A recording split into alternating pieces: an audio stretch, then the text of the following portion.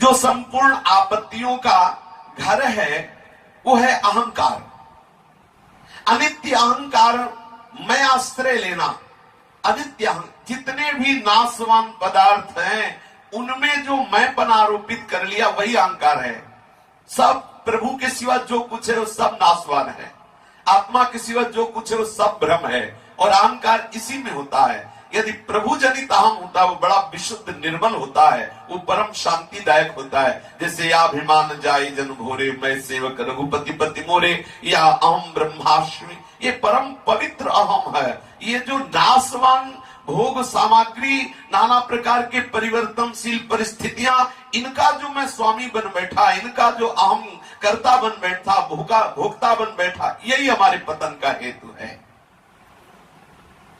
अपने सुदृढ़ विवेक के द्वारा अच्छी तरह समझ लो कि अहंकार नामक वस्तु ही तुम्हें दुख रूपी समुद्र में डाले हुए है। जैसे वायु के प्रवाह में पड़कर मोर पंख का अग्रभाग हिलता रहता है, उसी प्रकार ये चंचल चित्त अत्यंत व्यग्र होकर के इधर उधर भटकता रहता है। जैसे कुत्ता अपना पेट भरने के लिए व्याकुल हो, गांव में से घर घर स्थान स्थान में पिटता हुआ भटकता रहता है, वैसी दशा में चंचल मन अहंकार के कारण ही अनुकूलता की प्राप्ति में देश विदेश न जाने कहां भटकता रहता है। यदि से कभी धन का भंडार भी मिल जाए तो भी ये तृप्त नहीं होने वाला। जैसे बांस या बेत की बनी हुई पिटारी से कभी आप उस पिटारी को भर नहीं सकते। जैसे बांस या बेत की पिटारी बने और उसको आप पूरी नदी में हजारों बार डुबोए तो भी उसमें जल रहेगा ही नहीं, क्योंकि इतने छेद होते हैं। ऐसे ही पूरे विश्व का धन भंडारा मिल जाए तो भी आप तृप्त होने वाले नहीं। धन से मनुष्य का कभी मन नहीं भर सकता, भोगों से कभी मन नहीं भर सकता। अगर इसको भर सकता है आनंद में तो केवल प्रभु का चिंतन भर सकता है। हटाओ उधर से, प्रभु के चरणारविंद में लगा दो। जैसे अपने झुंड से बिछुड़कर जाल में जकड़ा हुआ मृग कभी शांति को प्राप्त नहीं होता, उसी प्रकार सत्संग से रहित, भगवत चिंतन से रहित मन जो दुर्वासनाओं के जाल में पड़ गया हो कभी सुख को प्राप्त नहीं हो सकता। विश्वास मानो, ये ब्रह्म ऋषियों की वाणी, महापुरुषों की वाणी है। तरंगों के समान ये चंचल वृत्ति धारण करने वाला मन स्थूल शरीर में, सूक्ष्म शरीर में इतना फंस चुका है कि ये कभी स्थिर नहीं रहता, भागता रहता है। जिसका मन चंचल हो कैसे शांत हो सकता है, कैसे आनंद का अनुभव कर सकता है। विषयों के चिंतन से क्षुभित हुआ ये मन मंदराचल के आघात से उछलती हुई क्षीर सागर की दुग्ध राशि जैसी दसों दिशाओं में फैलाता रहता है, भटकता रहता है। मन के द्वारा ही नाना प्रकार की वृत्तियां भोगों में फंसी हुई है, कभी शांति नहीं मिलती। जैसे मृग गड्ढे में गिर जाए, हरी हरी दूब चरने के लिए जाए और वहां गड्ढा वो देख ना पाए और उसमें गिर जाए, अब बोले उसकी क्या दशा। ऐसे ही भोग वासनाओं के लालच में फंसकर हम शरीर संसार में फंस गए। अब इसमें दुर्दशा ही दुर्दशा है। केवल एक मनुष्य शरीर है जिससे आप इस संसार रूपी गड्ढे से अपने को निकाल सकते हो, विवेक के द्वारा, गुरु चरणों का आश्रय लेकर, भजन परायण होकर के। जैसे पिंजरे में बंद हुआ चाहे जितना बलवान सिंह हो, वो प्रतिदिन सूखने लगता है और क्लेशित होता रहता है, पर वो पिंजरे से बाहर नहीं निकल सकता। ऐसे ही चाहे जितना बुद्धिमान हो, जिसका मन भोगों में फंस गया वो हर समय जलता रहता है, हर समय आत्मबलहीन होता रहता है। ये मन जब भोगों की तरफ आकर्षित होता है तो उपासक को ऐसे चलाता है कि इससे बढ़कर कोई अग्नि ही नहीं है। बहुत ध्यान देने योग्य बात है। जब मन भोगों में अपने सबका तो फंसाइए, जब वो कहता हमें ये भोग चाहिए, हम कहते नहीं शास्त्र विरुद्ध है, उस समय वो प्रतिकूलता की आग पैदा करता है। उस आग को जो सह गया वही महात्मा। सहे सो साधु सहत सहत बाढ़े भगत गृह तन गुरु हित गार। पर साधक से नहीं पता, टूट जाता है। टूट गया तो फिर क्या, जो सह गया वही महात्मा। सहनशील आशय उदार धीरज सहित विवेकी, धैर्यवान विवेकवान, भगवत प्राप्ति का लक्ष्य दृढ़ करके आए हुए मन के विकार के वेग को सह गया। जो सह गया वो अमृत पद का अधिकारी हो गया। मैं ऐसा समझता हूं कि एक विशाल पर्वत पर चढ़ना सरल है, लेकिन मन को वश में करना बड़ा कठिन है। जैसे मांस भक्षी पक्षी मांस पर टूट पड़ता है, ऐसे ही मन भोगों को देखते ही इंद्रियों से तो उस पर टूट पड़ता है। कोई चतुर सुजान साधक है कि उसे रोक सके, नहीं तो उसी में भ्रष्ट हो जाता है। और ये बड़ा विचित्र मन है। जैसे बालकों के सामने नए नए खिलौने डालते जाओ तो खेलते जाएंगे, पुराने हटाते जाएंगे। ऐसे ही ये प्रत्येक क्षण नए भोग की मांग करता जाएगा और पीछे भोगे हुए विषयों का त्याग करता जाएगा। ये बड़ा विचित्र स्वभाव वाला मन है, कभी एक जगह स्थिर नहीं रह सकता। बड़ा विचित्र खेल संसार का, बड़ा विचित्र खेल। जिसे तुम सुंदरी समझ रहे हो, उसके बगल में बैठा हुआ पति किसी और स्त्री की तरफ देख रहा है। जिसे तुम बड़ा सुंदर पुरुष समझ रहे हो, उसकी पत्नी किसी और पुरुष की तरफ देख रही है। जिसे तुम बड़ा संपत्तिवान समझ रहे हो, किसी और संपत्तिवान को संपत्तिवान मान करके आकांक्षा कर रहा है कि और मैं संपत्तिवान बनूं। बड़ा विचित्र माया का खेल है। ये मन नए नए खिलौने ढूंढता रहता है। साधक सावधान, इसका खेल ही बंद कर दे। प्रियालाल के साथ खेलना है, अब जगत के साथ नहीं खेलना। अब इन भोगों में बहुत समय हो गया सुख ढूंढते हुए, अब हम प्रियालाल के चरणारविंद के सुख में निमग्न होंगे। जैसे बालक पहले तो खिलौनों की ओर ललकता है, जब खिलौने मिल जाते हैं तो उधर से मुंह मोड़ के और खिलौने चाहता है। ऐसे ही मन विषय देखते ही टूट पड़ता है और उसके भोगने के बाद उससे विरत होकर नए नए विषयों की खोज करता है। मैं समुद्र को पी जाना, सुमेरु पर्वत को जड़ से उखाड़ फेंकना और अग्नि का आहार करना सरल समझता हूं, लेकिन मन को वश में कर लेना बड़ा कठिन समझता हूं। चंचल मन को वश में कर लेना बड़ा कठिन है। ये वही जानते हैं जो साधक हैं, वास्तविक साधक हैं। जब जैसा वेग आया वैसा शांत कर लिया, उनको साधक लिए तो विषयी जीव क्या जाने की साधना क्या होती है। साधक वही है जब वेग आया उसे सह गया। हा किशोरी हा लाडली, प्रियाजू का चिंतन सह गया। वो जानता है कि मन कितना वेगवान है और कितना जलाता है, और उसका परिणाम होता है परम पद, भगवत तत्व का बोध, भगवत प्राप्ति, महाआनंद। 10 दिशाएं उसके लिए आनंदमय हो जाती, त्रिभुवन उसकी जय जयकार करता है। सा तरति सा लोकाम तारयति। जब तक ये मन है तभी तक ये तीनों लोगों की सत्ता तुम्हें दिखाई दे रही है। ध्यान देना, जब तक ये मन है तभी तक तीनों लोगों की सत्ता दिखाई दे रही है। जहां मन तुम्हारा संसार का मन छोड़कर भगवत चिंतन करते हुए मरा तो ये त्रिलोक है ही नहीं। गोस्वामी तुलसीदास जी ने विनय पत्रिका में कहा है कि हे हरि कस नहरहु भ्रम भारी, हे हरि कस नहरहु भ्रम भारी। यद्यपि मृषा सत्य भासे,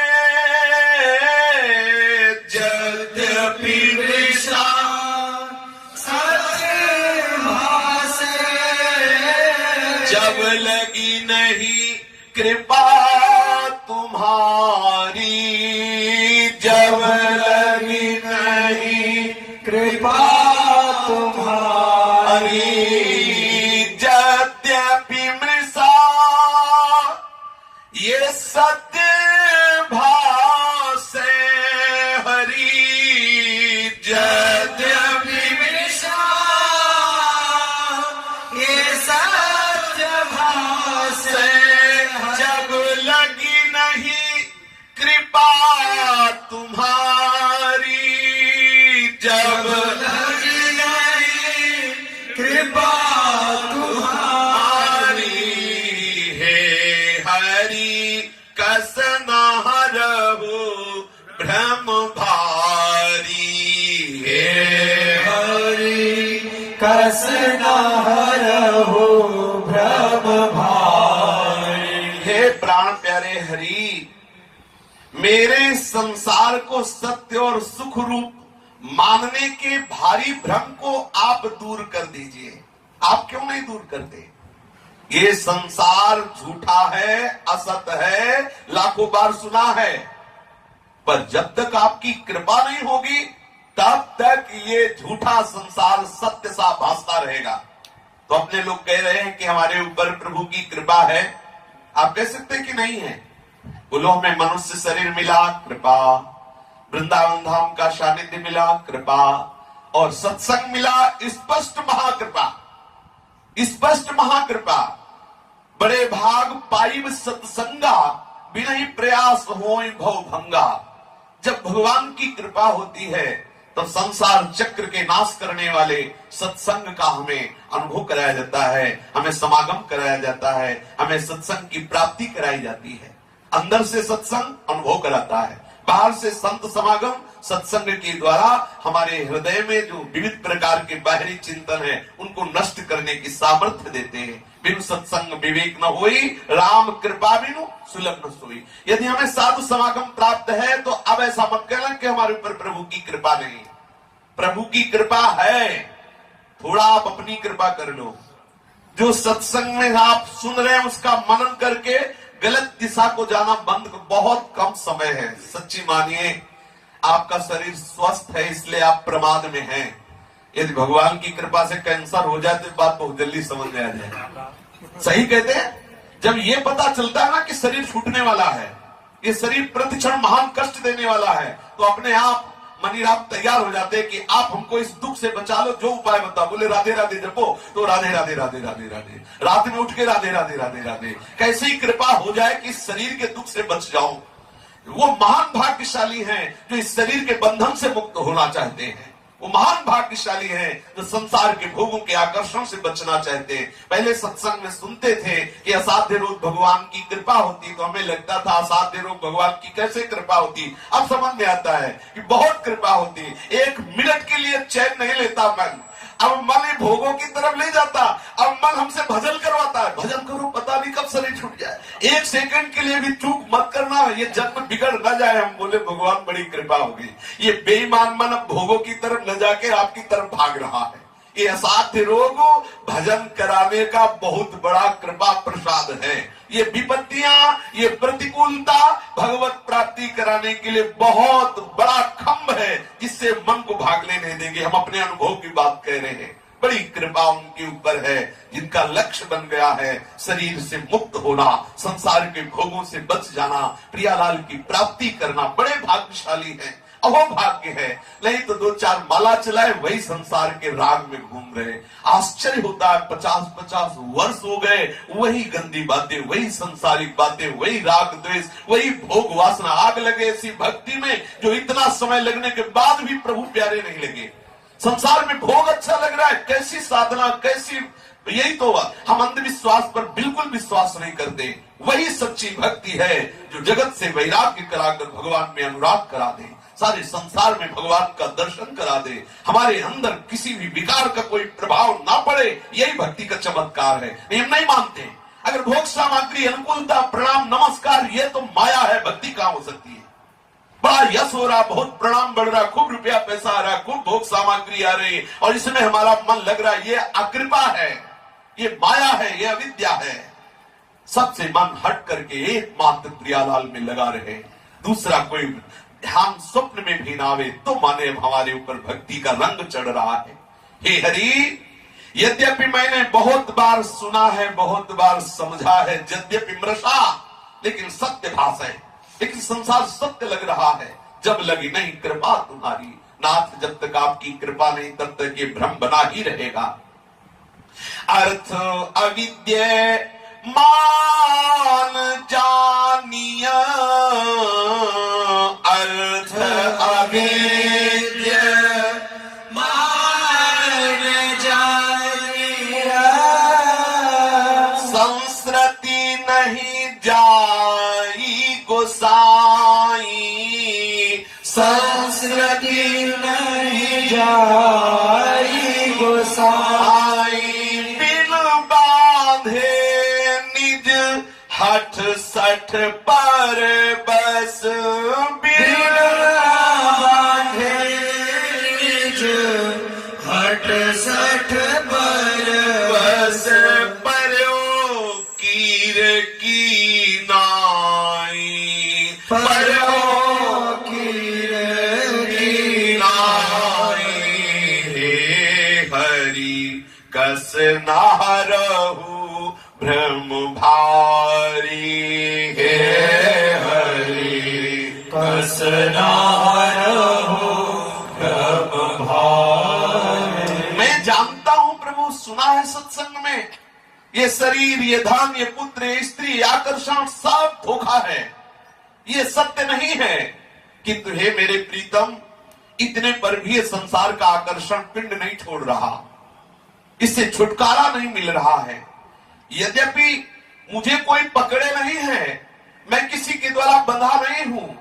जैसे तोता जब वो नलिनी में आकर के बैठता है, वो एक पोला सा बांस का होता है, वो घूम जाता है, दाना के लोभ से बैठता है, वैसे घूम गया। अब वो सोचता है अगर मैं छोड़ दिया तो मर जाऊंगा, वो कस के और पकड़ लेता, अगर छोड़ दे तो मुक्त हो गया। ऐसे ही मैं फंस गया, अगर पत्नी पुत्र परिवार ये सब भोग सामग्री छोड़ दिया तो मैं जी नहीं सकता, मैं तुम्हारे बिना जी नहीं सकता, मैं इस भोग के बिना जी नहीं सकता, इस विषय के बिना नहीं जी सकता, मैं एसी के बिना नहीं जी सकता, मैं इस व्यवस्था के बिना नहीं जी सकता। हो गया, ना उसे एसी पकड़े, ना परिवार के पकड़े, ना भोग पकड़े, उसने खुद पकड़ रखा और कह रहा है मैं इनके बिना जी नहीं सकता। बिन बांधे निज हठ सठ परवश, हठ करके खुद पकड़े हुए है और कह रहा है मैं बंधा हूं, हे हरि मुक्त, मुझे मुक्त करा दो। कैसी भगवान की विचित्र माया है कि सपने व्याधि विविध बाधा जनु, सपने वारी विविध बाधा जनो, मृत्यु उपस्थित आई, मृत्यु उपस्थित आई, वेद अनेक उपाय करे, हाँ उपाय करे, जागे बिनु पीर न जाई, जागे बिनु पीर न जाई, हे हरि कस न हरहु भ्रम भारी, हे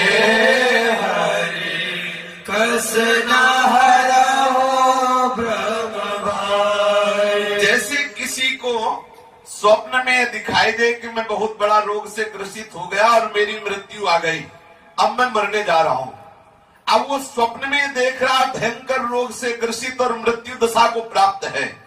अब बाहर से तुम लाख जंत्र मंत्र जादू टोना औषधि करके देख लो, वो बिल्कुल ठीक होने वाला नहीं है। एक ही उपाय है, उसे जगा दो। बहुत सुंदर बात, समझ लीजिए। जैसे कोई स्वप्न में भयानक व्याधि से ग्रसित होकर मृत्यु दशा को प्राप्त हो रहा हो, वो भयानक दुख में दुखी है, तो उसके दुख का निवारण ना किसी वेद पाठ से होगा, ना किसी मंत्र से होगा, ना किसी वैद्य से होगा, ना किसी औषधि से होगा। क्या करो, सीधे उसको जगा दो, बस इतना ही उसके लिए है। अगर बाहर से हवन होम यज्ञ आदि करते रहो और वो शयन में स्वप्न में देखता रहे तो मरने का भयानक कष्ट भोगता रहेगा। केवल वो दुख जा सकता है तो जागने से जा सकता है। इसी प्रकार माया के भ्रम में पड़ा हुआ संसार की अनेक भोग वासना रूपी रोग से ग्रसित वो भयंकर मृत्यु दशा को प्राप्त हो रहा है। अगर उसे आप दुख रहित करना चाहते हो तो उसे ज्ञान करा दो कि तुम भगवान के चिदानंदमय अंश हो, तुम शरीर नहीं हो जो भोगों में फंस के भटक रहे हो। जहां वो जागा, ये जग जामिनी जागे जोगी परमार्थी प्रपंच वियोगी, उसी समय वो आनंद के अनुभव में आ जाएगा। जहां स्वप्न से जगाया उसको लगा रही है मैं स्वप्न देख रहा, खत्म, वो व्याधि खत्म, वो मृत्यु दशा खत्म।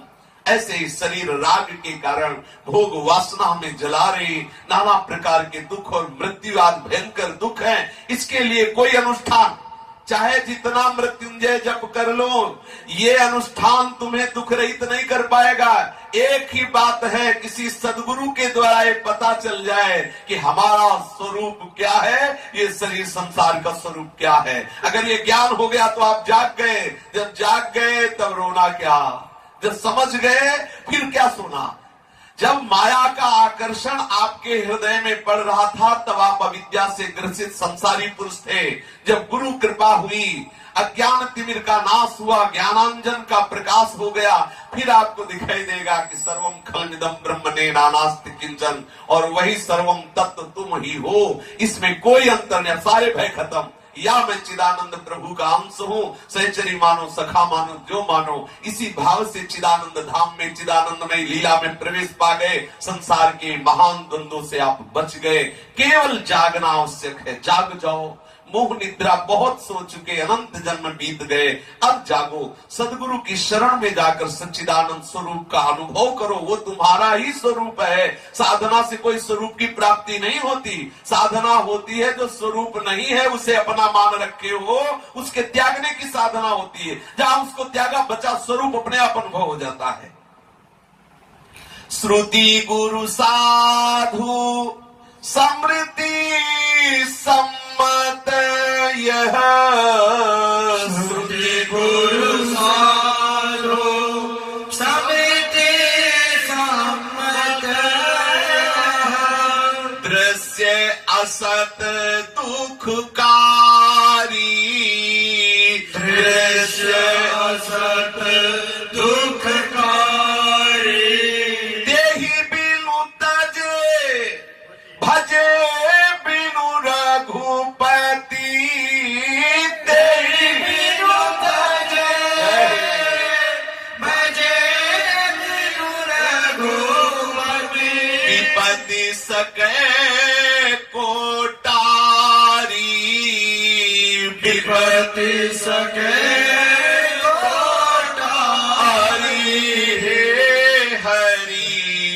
कस न हरहु भ्रम भारी, हे हरि कस न करहु भ्रम भारी। श्रुति गुरु साधु समृद्धि सम्मत यह दृश्य असत दुखकारी। वेद कह रहे हैं, गुरुदेव भगवान कह रहे हैं, संत भगवान कह रहे हैं, स्मृतियां एक स्वर से सब कह रही कि जितना जगत है ये दुखमय। स्वयं भगवान कह रहे दुखालयम शाश्वतम। कितनी बुद्धि मलिन हो गई, भगवान के वचनों पर विश्वास नहीं, और हम संसार में सुख खोज रहे हैं। जो संसार को बनाने वाले, संसार के मालिक हैं, वो कह रहे दुखालयम, और हम कह रहे नहीं हमें बड़ा सुख मिल रहा है। इसलिए मंद बुद्धि हो गई।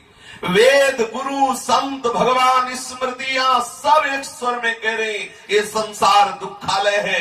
जितना दृश्यमान जगत है असत है, काल्पनिक है। इसकी तुमने जो सत्ता मान रखी वो महा दुख रूप है। जब तक इस संसार से वैराग्य करके प्रभु का भजन नहीं करोगे, तब तक किसी की सामर्थ्य नहीं कि तुम्हें इस विपत्तियों से बचा ले। स्पष्ट समझ लो, मत फंसना। ये झूठे प्रलोभन, झूठे तंत्र मंत्र में, झूठे दिखावे में मत फंसना। जब तक संसार से वैराग्य नहीं, प्रभु के चरणों का भजन नहीं, तब तक तुम्हें कोई नहीं बचा सकता। घूम घूम के इसी संसार रूपी भंवर में बार बार जन्मोगे, मरोगे, नाना प्रकार के दुख और विपत्तियां भोगोगे। ये जो अपना मान रहे हो कि परिवार वाले मेरे हैं, संपत्ति है, मेरा व्यवहार है, मेरी पद प्रतिष्ठा, स्वप्न में हो, स्वप्न में सावधान हो जाओ, जग जाओ तो एकमात्र प्रभु के सिवा कोई नहीं है। ये स्वाप्निक जगत तुम्हें भ्रमित करके फंसाने वाला है। जितनी आयु मिली केवल उसके नष्ट करने के लिए इस माया ने जाल बिछा रखा है। बहु उपाय संसार तरन कहां, बहु उपाय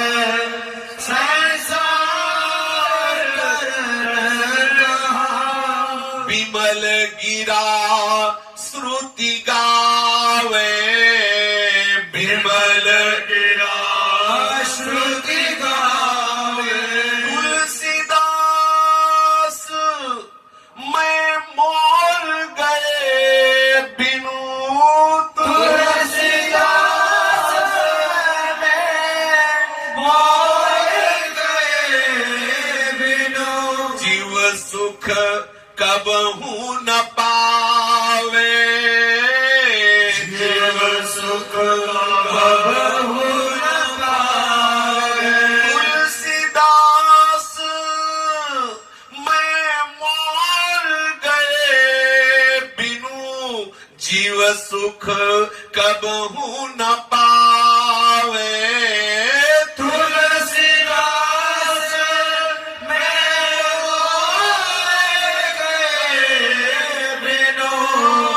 जीव सुख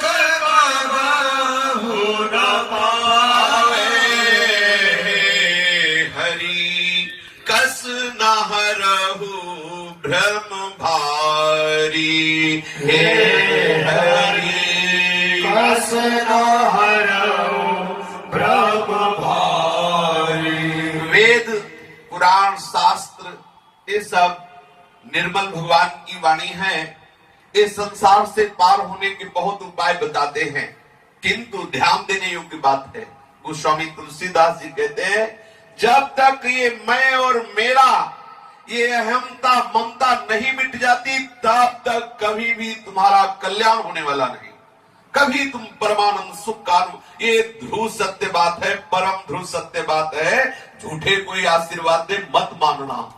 जब तक देहाभिमान गलित नहीं होगा, जब तक अहमता ममता प्रियाजू के चरणों में नहीं समर्पित होगी, बिल्कुल आनंद का अनुभव नहीं होने वाला। एक अहमता ममता ये जग में है दुखदाई, ये जब श्री जी की ओर लगे तो होत परम सुखदाई।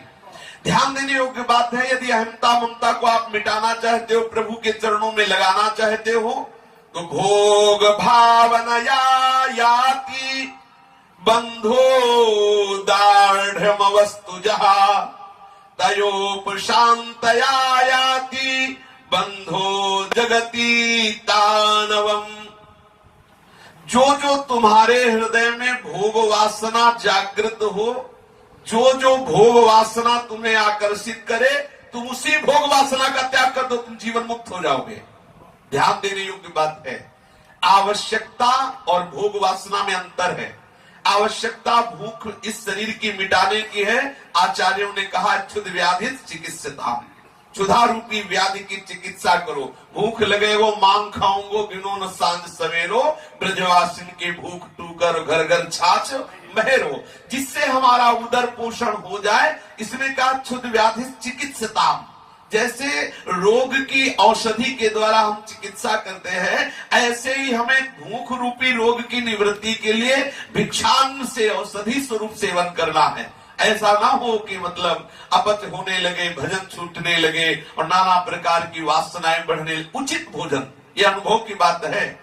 अगर आपका खाली पेट कुछ रहेगा तो भजन में रुचि बढ़ेगी, पूरा पेट भर जाएगा, प्रमाद स्थिति आने लगेगी। अच्छे अच्छे पदार्थ भी पाके देखे, रूखे सूखे भी पाके देखे, निर्जल देखे, सब करके देखा। सबका सार ये निकला कि उचित अन्न लेकर के यदि भजन किया जाए, इससे बड़ी कोई साधना नहीं। ना निर्जला रहने की जरूरत है, ना फलाहार रहने की जरूरत है। सब करके देखा है। एक सम अवस्था में आ जाओ। अगर आपका 2 रोटी दोपहर में, 1 रोटी 2 रोटी शाम के लेने से काम चल जाता है, बस एक नियम बना लो, उतना ही आहार लेते हुए बहुत काल तक अपने चित्त को प्रभु में लगाओ। ज्यादा है चाट चटोरापन भगवत मार्ग में बहुत हानिकारक है।